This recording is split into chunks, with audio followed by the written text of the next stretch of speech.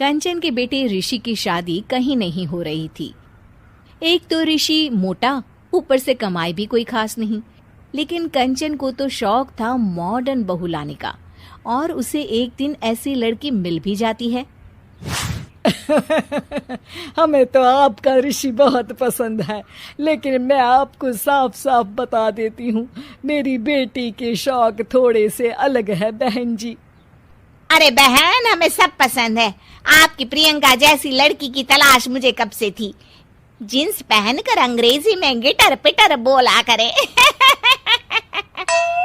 अरे बहन जरा सुन तो लो, मेरी बेटी के शौक क्या क्या है। अरे नहीं नहीं बहन, बस लड़की को देख लिया तो सब कुछ देख लिया।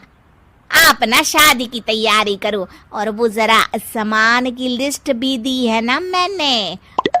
हाँ बहन जी, सारा सामान शादी से एक दिन पहले ही आपके दरवाजे आ जाएगा।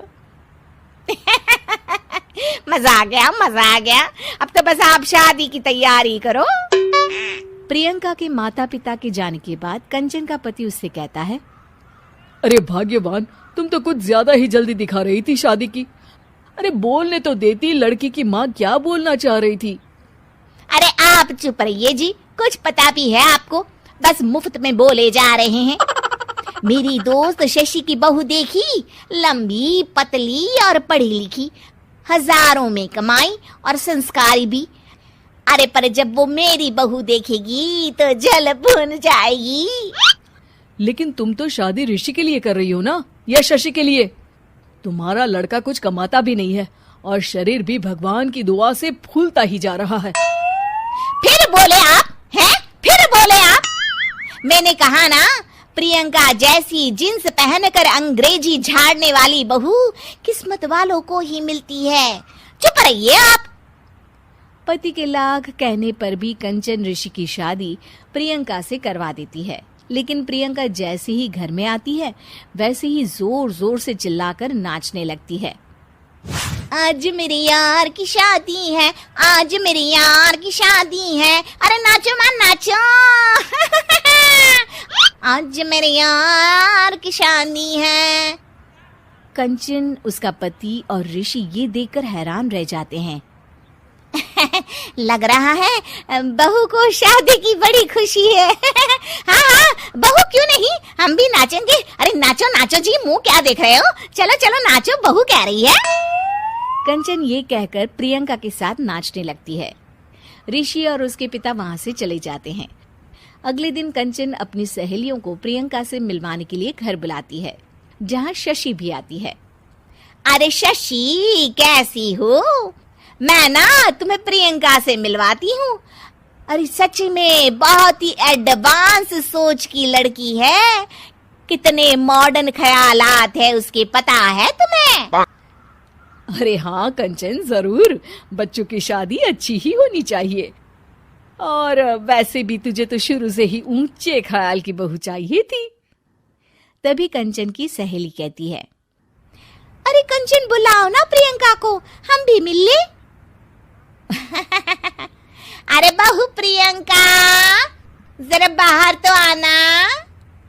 कई बार आवाज देने के बाद भी प्रियंका बाहर नहीं आती है, तो कंचन को बुरा लग जाता है। वो उसे लेकर बाहर आती है, लेकिन ये क्या, प्रियंका लड़खड़ाती हुई बाहर आती है और उसके हाथ में शराब की बोतल होती है। हालांकि शराब पीना स्वास्थ्य के लिए हानिकारक होता है, और ये हमारी किडनी के लिए बहुत ही खतरनाक है। लेकिन कंचन की बहू प्रियंका पूरे नशे में होती है। अरे इतने सारे लोग। ये कहकर वो शशि के पास जाती है। आंटी जी, पत्ते खेलेंगी, पत्ते। अरे दूर हो, दूर हो, तुम्हारे मुंह से तो शराब की बदबू आ रही है। अरे कंचन, माना तुम्हें मॉडर्न बहू चाहिए, लेकिन आधुनिकता का मतलब ये तो नहीं ना। बुरा ना मानना कंचन, तुम्हें पता था कि तुम्हारे बेटे की कमाई और शरीर दोनों ही ठीक नहीं है, तो तुम्हें उसी हिसाब की लड़की से शादी करवानी चाहिए थी। ऐसा कहकर सभी औरतें वहां से चली जाती है। तभी प्रियंका की माँ कंचन के घर आती है। अरे बहन जी, बड़ी चालाक निकली आप तो। बिना बताए अपनी पियक्कड़ बेटी मेरे लायक बेटे के गले में बांध दी। आय हाय, बड़ी आई बिना बताए। उस दिन जब मैं ये बात बता रही थी तो तुम तो सुनने को भी तैयार नहीं थी। अब भुगतो तुम। ये कहकर वो वहां से वापस चली जाती है। सबके जाने के बाद कंचन अपना सर पकड़ लेती है। हाय रे, आधुनिकता की अंधी दौड़ में मैं अपनी संस्कृति ही भूल बैठी थी। अब तो राम ही बचाए मुझे।